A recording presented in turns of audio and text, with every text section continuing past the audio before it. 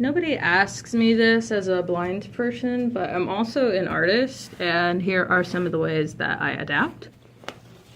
I always get the same boring questions like, how did it happen? And I don't like to answer that. For one, I paint in extremely high contrast, usually black and white. I don't know if you can see that. This is a painting of a space cat I'm working on. And another thing is when I paint, I go like this, like, depending on what I'm doing. When I draw, I'm like hunched over a centimeter from the paper.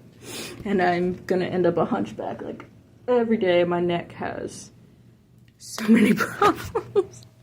When I draw, I usually sketch with just regular old black pens, and then when I want to go over it, like for line work and make it look more defined, I use these, which are 2020 pens, or rather, that's like a brand name. These are from Amazon.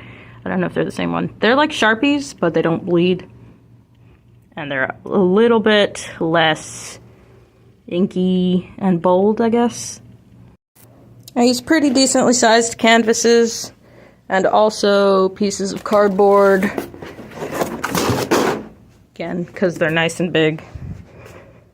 See how big that is. When I do use colors, they tend to be pretty bold.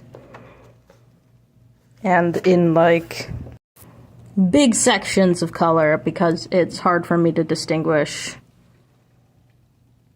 small things from one another and also really close colors from one another. So again, high contrast and bigness.